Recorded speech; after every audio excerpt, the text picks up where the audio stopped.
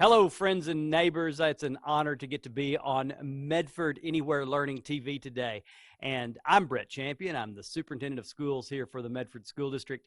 And we were thinking about what are some things we can do for third grade through fifth, sixth grade or such. And we hit upon the idea of actually reading some chapter books. And as we brainstormed what possibilities we might read, one that popped into my mind immediately was a book by Andrew Clements called Frindle.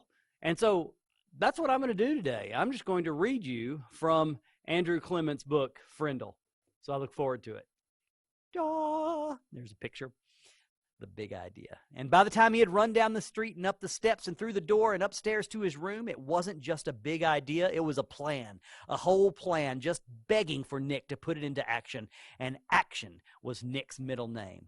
The next day after school, the plan began. Nick walked into the penny pantry store and asked the lady behind the counter for a Frindle. She squinted at him. A what? A Frindle, please. A black one, said Nick, and smiled at her. She leaned over closer and aimed one ear at him. You want what? A Frindle. And this time, Nick pointed at the ballpoint pens behind her on the shelf. A black one, please. The lady handed Nick the pen. He handed her the 49 cents, said thank you, and left the store. 6 days later, Janet stood at the counter of the penny pantry. Same store, same lady. John had come in the day before, and Pete the day before that, and Chris the day before that, and Dave the day before that. Janet was the 5th kid that Nick had sent there to ask the woman for a Frindle. And when she asked, the lady reached right for the pens and said, blue or black? Nick was standing one aisle away at the candy racks, and he was grinning. Frindle was a real word. It meant pen. Who says Frindle means pen? You do, Nicholas. Half an hour later, a group of serious 5th graders had a meeting in Nick's playroom. It was John, Pete, Dave, Chris, and Janet. Add Nick, and that's 6 kids, 6 secret agents. They held up their right hands and read the oath Nick had written out. From this day on and forever, I will never use the word pen again. Instead, I will use the word Frindle, and I will do everything possible so others will too. And all 6 of them signed the oath with Nick's Frindle. The plan would work. Thanks, Mrs. Granger. Chapter 7, Word Wars. School was the perfect place to launch a new word, and since this was a major historical event, Nick wanted it to begin in exactly the right class, 7th period language arts. Nick raised his hand first thing after the bell rang and said, Mrs. Granger, I forgot my Frindle. Sitting 3 rows away, John blurted out, I have an extra one you can borrow, Nick. Then John made a big show of looking for something in his backpack. I think I have an extra Frindle. I mean, I told my mom to get me 3 or 4. I'm sure I had an extra Frindle in here yesterday, but I must have taken it. Oh, wait. Oh, yeah, here it is. And then John made a big show of throwing it over to Nick, and Nick missed it on purpose. Then he made a big show of finding it. Mrs. Granger and every kid in the class got the message loud and clear. That black plastic thing that Nick borrowed from John had a funny name, a different name, a new name, Frindle. There was a lot of giggling, but Mrs. Granger turned up the power in her eyes and swept the room into silence, and the rest of the class went by according to plan, her plan. As everyone was leaving after class, Mrs. Granger said, Nicholas, I'd like to have a word with you. And she emphasized the word word. Nick's mouth felt dry, and he gulped, but his mind stayed clear. He walked up to her desk. Yes, Mrs. Granger? It's a funny idea, Nicholas, but I will not have my class disrupted again. Is that clear? Her eyes were lit up, but it was mostly light, not much heat. Idea? What idea? Asked Nick, and he tried to make his eyes as blank as possible. You know what I mean, Nicholas. I am talking about the performance that you and John gave at the start of the class. I am talking about this. And she held up her pen, an old maroon fountain pen with a blue cap. But I really didn't have a Frindle with me, said Nick, amazed at his own bravery. And hiding behind his glasses, Nick kept his eyes wide and blank. Mrs. Granger's eyes flashed and then narrowed, and her lips formed a thin, hard line. She was quiet for a few seconds, and then she said, I see. Very well. Then I guess we have nothing more to discuss today, Nicholas. You may go. "Thanks, Mrs. Granger," said Nick, and he grabbed his backpack and headed for the door. And when he was just stepping into the hallway, he said, "And I promise I won't ever forget my Frindle again. Bye." This is a great book. Chapter 8, Mightier Than the Sword. 2 days later, the photographer came to take class pictures. The 5th grade picture would be taken last, right after lunch. That gave Nick and his secret agents plenty of time, and they whispered something into the ear of every 5th grader. All the individual pictures had been taken, and finally it was time for the group picture. Everyone was lined up on the auditorium stage. Everyone's hair looked great, and everyone was smiling. But when the photographer said, "Say cheese," no one did. Instead, every kid said, "Frindle," and they held one up for the camera to see. The photographer was out of film, so that shot was the only 5th grade group picture he took. 6 of the 5th grade teachers were not pleased, and Mrs. Granger was furious. No one had really wanted to make the teachers mad. It was just fun. It also got all the kids in the school talking about the new word. And when people pick up a new word, they say it all the time. The kids at Lincoln Elementary liked Nick's new word a lot, but not Mrs. Granger. The day after the class picture, she made an announcement to each of her classes, and she posted a notice on the main bulletin board by the office. "Anyone who is heard using the word Frindle instead of the word pen will stay after school and write this sentence 100 times. I am writing this punishment with a pen. Mrs. Granger." But that just made everyone want to use Nick's new word even more. Staying after school with the lone Granger became a badge of honor. There were kids in her classroom every day after school. It went on like that for a couple of weeks. One day near the end of 7th period, Mrs. Granger asked Nick to come talk to her after school. "This is not detention, Nicholas. I just want to talk." Nick was excited. It was kind of like a conference during a war. One side waves a white flag, and the generals come out and talk. General Nicholas Allen. Nick liked the sound of it. He stuck his head into Mrs. Granger's doorway after school. "You wanted to talk with me?" "Yes, Nicholas. Please come in and sit down." When he was settled, she looked up at him and said, "Don't you think this Frindle business has gone far enough? It's just a disruption to the school, don't you think?" Nick swallowed hard, but said, "I don't think there's anything wrong with it. It's just fun, and it really is a real word. It's not a bad word, just different. And besides, it's how words really change, isn't it? That's what you said." Mrs. Granger sighed. "It is how a word could be made up brand new, I suppose, but the word pen? Should it really be replaced by that other word? The word pen has a long, rich history. It comes from the Latin word for feather, pinna. It started to become our word pen because quills made from feathers were some of the first writing tools ever made. It's a word that comes from somewhere. It makes sense, Nicholas." "But Frindle makes just as much sense to me," said Nick. "And after all, didn't somebody just make up the word pinna, too?" That got a spark from Mrs. Granger's eyes, but all she said was, "Then you are not going to stop this?" And Nick looked right in her eyes and said, "Well, I mean, a bunch of my friends and I took an oath about using the word, and we have to keep our promise. And besides, I don't think there's anything wrong with it. I like my word." Nick tried to look brave, like a good general should. "Very well, then. I thought it would end up this way." Mrs. Granger pulled a fat white envelope from her desk drawer and held it up. "This is a letter I have written to you, Nicholas." Nick held out his hand, thinking she was going to give it to him, but she didn't. "I am not going to send it to you until all this is over. I want you to sign your name and put today's date across the back of the envelope. When you read it, whenever that may be, you will know it is the same letter and that I have not made any changes to it." "This is weird," Nick said to himself. But to Mrs. Granger he said, "Sure," and he signed his name in his best cursive and put the date under it. And there's a picture like a conference during a war. Then Mrs. Granger stood up abruptly and said, "Then that is all for today, Nicholas, and may the best word win." There was a frown on her face, but her eyes were different, almost happy. And Nick was halfway down the hall before it hit him. She likes this war, and she wants to win real bad. Walking to school the next day, Pete had a great idea. "How about we see if we can get every kid in the whole 5th grade to go up and ask Mrs. Granger, 'Can I borrow a Frindle?'" "You mean, Mrs. Granger, may I borrow a Frindle?" said Dave.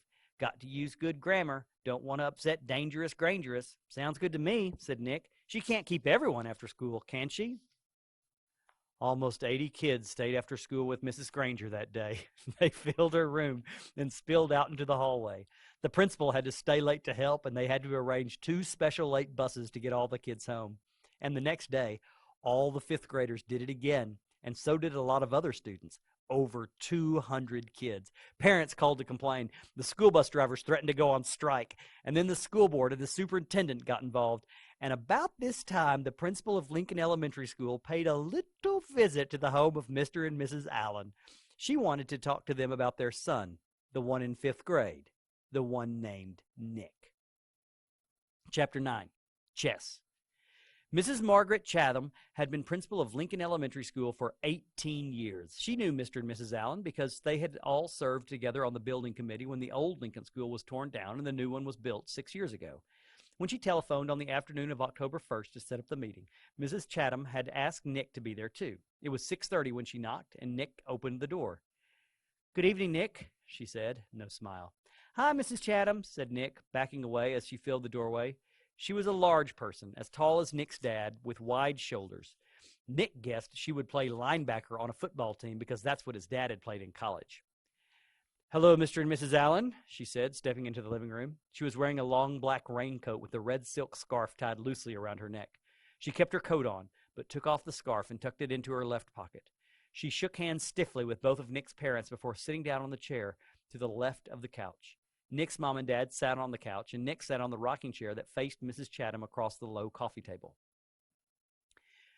"This is not an easy visit for me. We're having some trouble at school, and it appears that Nick is in the middle of it." Then, while Nick's parents listened, Mrs. Chatham laid out the story as she saw it, Nick encouraging the other kids to use his new word, Mrs. Granger forbidding it, the ruined 5th grade class picture, hundreds of kids staying after school, and a general feeling that there was a rebellion at school, with no one respecting the rules anymore. Nick watched his mom and dad while Mrs. Chatham talked, looking from one face to another. His dad was listening carefully, nodding and frowning. He looked embarrassed about the trouble, but his mom looked kind of annoyed. And when Mrs. Chatham finished her story, Nick's mom was the first one to speak. Doesn't all this seem like a lot of fuss about something pretty silly?" Nick sat quietly, but in his mind he shouted, "Hurrah for Mom! Hurrah for mothers everywhere!" His mom wasn't annoyed with him. She was annoyed with Mrs. Granger, maybe even annoyed with Mrs. Chatham. This was getting interesting. Mrs. Allen was still talking to the principal. "I mean, is there really any harm in the children making up a funny word and saying it? Does there have to be a rule that a word like this may not be used?" Mrs. Chatham sighed and said, "Yes, I suppose it does seem silly, but Mrs. Granger thinks that it's rather like keeping children from saying ain't. There have to be standards. That's why we have dictionaries. And really, the problem isn't so much the word itself, it's the lack of respect for authority." Mr. Allen said, "Well, Mrs. Granger's right about that. There have to be standards. We can't have kids walking around saying ain't, can we?" And that's when Nick piped in. "You know that big dictionary in Mrs. Granger's room? The word ain't is right there in the book. I looked it up, and there it was. I don't see why I can't use a word if it's in the dictionary. Mrs. Granger even said that her big dictionary was the law." Nick looked from face to face to face. That stumped them all. He had just launched a first-class thought grenade. "Well, yes, but, as I said, the word ain't and even the word Frindle, these are not the real issue here," said Mrs. Chatham. Mrs. Allen said, "Well, I think the real issue is Mrs. Granger's reaction to a harmless little experiment with language. It's an overreaction. Don't you think so, Tom?" And Mrs. Allen looked at her husband. It was Mr. Allen's turn to look from face to face to face. He was lost. Yeah, well, sure, I guess so. I mean, it's not like anybody's been hurt. I mean, it's not like vandalism or stealing or something like that." His sentence trailed off, and he rubbed his chin and stared thoughtfully through the window on the wall behind Mrs. Chatham. And while the 3 grown-ups sat there in an uncomfortable moment of silence, Nick had a sudden vision of what was really going on here. It was a chess game. Nick against Mrs. Granger. Mrs. Granger had just tried to end the game by using her queen, Mrs. Chatham, in her black raincoat, the Black Queen. Nick didn't know it until the attack was underway, but he had a powerful defender of his own. Good old Mom, the White Queen, and the game was not over. It would go on until there was a winner and a loser. Mrs. Chatham didn't stay much longer. There was a little more talk back and forth across the chessboard about how children have a right to explore new ideas, about the importance of respecting teachers and the work they do, about everybody needing to keep up standards and make school a safe place to learn. Then Mr. Allen offered Mrs. Chatham some coffee and banana bread, but she said, "No thanks. I really must be going now." She thanked Nick's parents, and they thanked her. Nick opened the door and said, "Good night, Mrs. Chatham." Then the Black Queen put on her red scarf and walked off into the October twilight. "Nick, I think we'd better talk a little more about this," said his mom, sitting back down on the couch. "If I find out that you have been disrespectful to Mrs. Granger or any other teacher at school, then you really will be in big trouble." "I haven't been disrespectful, honest. I did get everybody started using my word, but like you said, it's not hurting anybody. And I'm sorry if me and Dave and Pete got everybody to ask Mrs. Granger to borrow a Frindle. That was mean, I guess. But she started it by making kids stay after school and write 100 sentences just for saying my word once. All the kids like to use my word. It's just fun, that's all."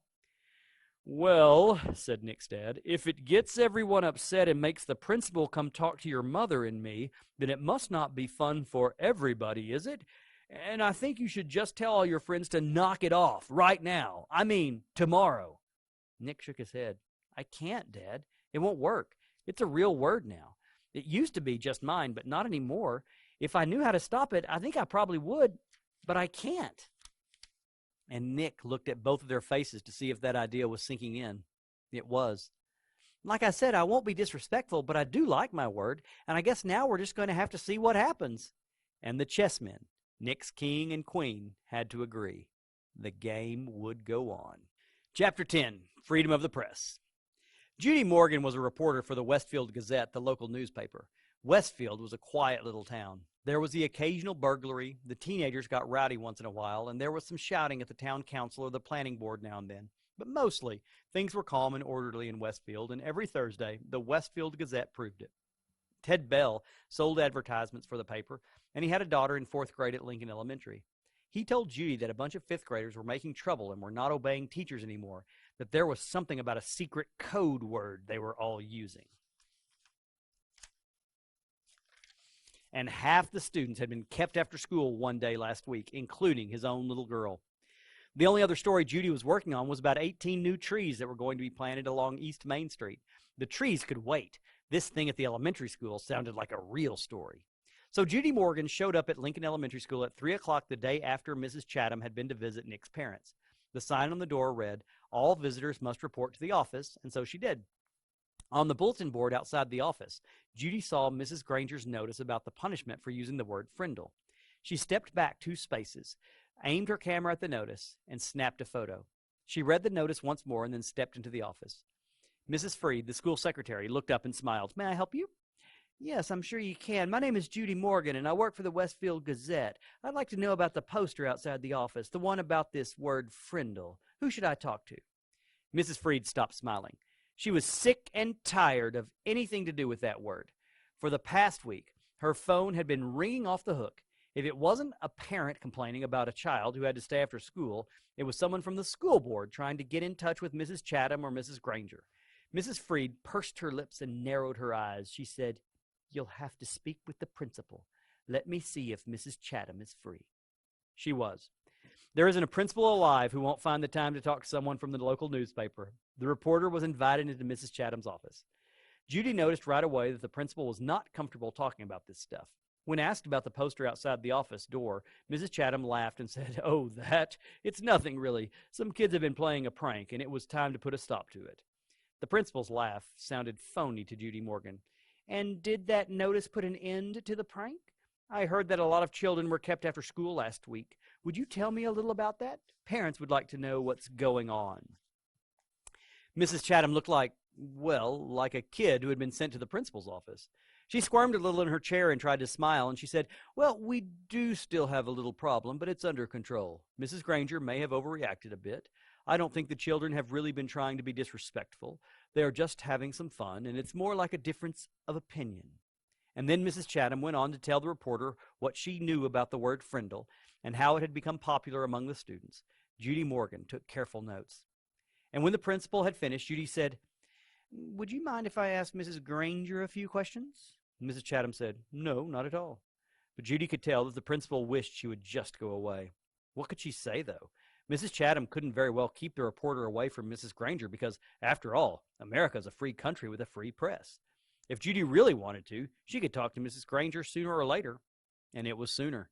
In 3 minutes, Judy Morgan was standing at the doorway of room 12, looking in at Mrs. Granger. There were about 15 children sitting at desks scattered around the room, busy writing out their 100 sentences. She knocked, and the teacher and students looked up from their work. "I'm Judy Morgan from the Westfield Gazette, Mrs. Granger. May I have a word with you?" Mrs. Granger stood and came out into the hallway and closed the door. Judy could see past her and saw that every kid in the room was straining to listen. Judy noticed Mrs. Granger's eyes right away, gray, maybe flecked with a little gold, and very sharp, but not hard or mean, just bright and strong. The reporter didn't waste words. "So I hear that you plan to stop the students from using their new word. How goes the battle?" Mrs. Granger did not smile, and her eyes got even brighter. "First of all, it is not a battle. I am merely helping my students to see that this foolishness should stop. Such a waste of time and thought. There is no reason to invent a new and useless word. They should each learn to use the words we already have. But of course, all of this is just a silly fad, and when you add an E to fad, you get fade. And I predict that this fad will fade." Judy looked up from her notepad and asked, "Any idea how it all got started?" Mrs. Granger's eyes seemed to almost catch on fire at that question, and she said, "Yes, I have a very good idea how it all got started. It was one young man's idea, a fifth-grade student named Nicholas Allen. And now you will have to excuse me, Mrs. Morgan, for I have papers I must grade." And with a brief, firm handshake, Mrs. Granger ended the interview. The reporter didn't leave right away. She walked back through the hallway and sat on a bench outside the office so she could look over her notes to make sure they made sense. It took her about 5 minutes. Then Judy stood up, put her notebook into her large black purse, waved goodbye to a frowning Mrs. Freed, and headed out the door. As she walked to the parking lot, 5 or 6 kids who had just finished writing their sentences for Mrs. Granger came out another door. Judy walked beside them, listening to them laugh and joke. Then she asked them, "Why do you kids keep saying Frindle? Don't you hate staying after school?" A boy who was almost falling over from the weight of his backpack looked up at her and smiled. "It's not so bad. There's always a bunch of my friends there. I've written that sentence 600 times now." And then the kids said Mrs. Granger didn't even look at their punishment papers anymore. They were sure, because where you were supposed to write, "I am writing this punishment with a pen," everyone was writing the word Frindle every 4th or 5th sentence, and Mrs. Granger hadn't said anything. One girl bragged that she had written the word Frindle 45 times on her sheets today. She grinned and said, "That's a new record." "And this boy named Nick," Judy asked, "has he had to stay after school too?" The kids giggled, and a tall boy with reddish-brown hair and glasses said, "Mrs. Granger has kept Nick after school so much that everyone thinks she wants to adopt him." The reporter smiled and said, "Do you think I could find Nick and talk to him this afternoon?" The boy looked at Judy for a second and then said, "I don't think Nick would want to talk to you right now. He might say something stupid and get himself in trouble." Then he grinned at his friends. The kids laughed and poked and punched each other and headed off down the block. Judy drove back to her office and started writing. There's a picture with the word Frindle in there. The next morning, a brown envelope arrived at the Gazette addressed to Judy Morgan, and below her name was written Frindle Story. When Judy opened it, there was a class picture, the fifth grade at Lincoln Elementary School. Mrs. Granger and the 6 other teachers were standing at the ends of the rows, and the kids were dressed neatly, hair all combed. But there was something odd about the picture. The reporter looked closely and saw that each kid was holding up a pen, and each little mouth was puckered in the same way. She was puzzled for a second, but then she said softly, "Of course, they're all saying Frindle." Written on the back of the picture in neat cursive was, "3rd row, 5th from the left." Judy looked at the picture, and there she saw the same grinning red-haired boy with glasses that she had talked to in the school parking lot yesterday. She chuckled and said, "Well, well, well. Pleased to meet you, Mr. Nicholas Allen." Chapter 11. Extra, extra, read all about it. On Thursday morning, the Westfield Gazette was delivered to all 12,297 homes and post office boxes in Westfield.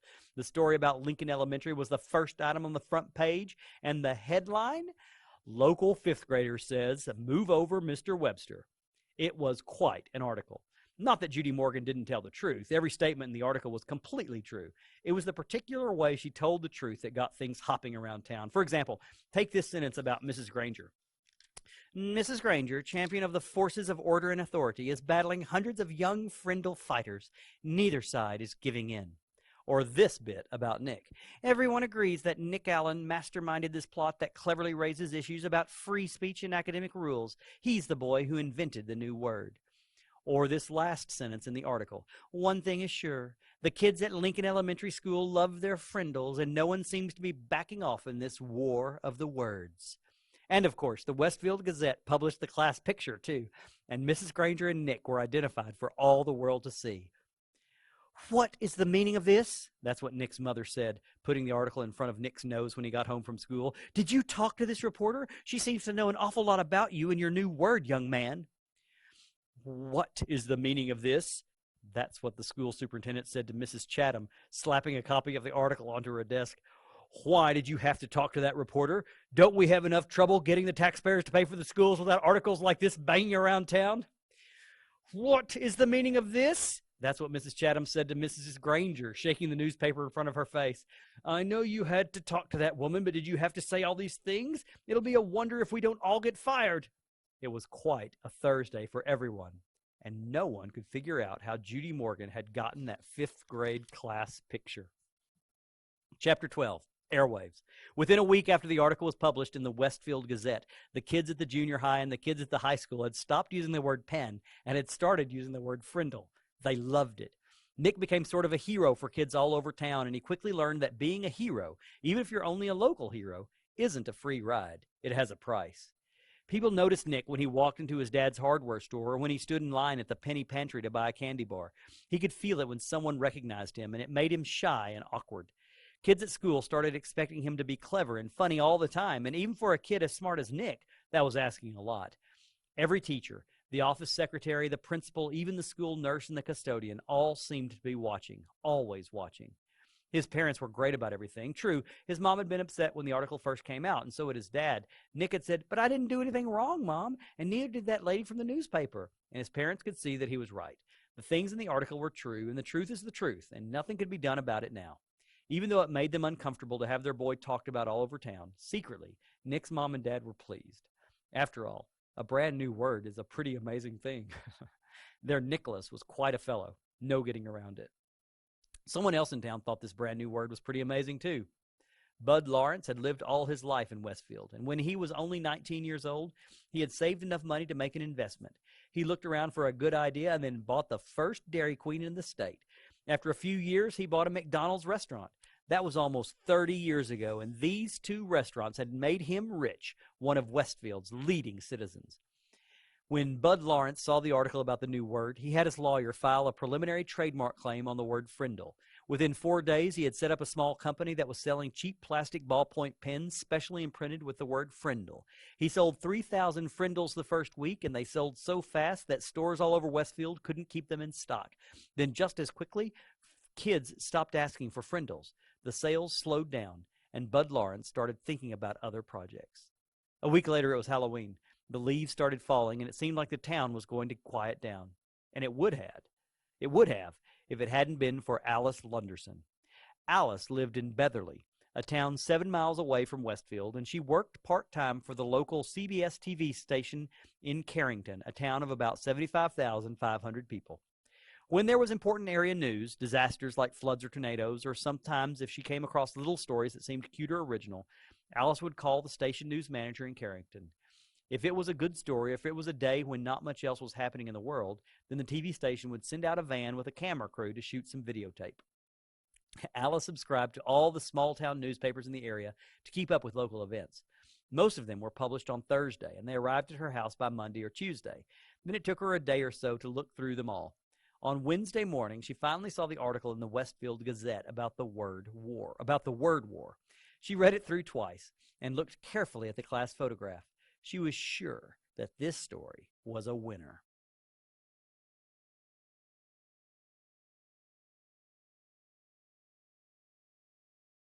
Thanks for tuning in to Medford Anywhere Learning TV. Medford School District is a place where all are learning, and learning is for all.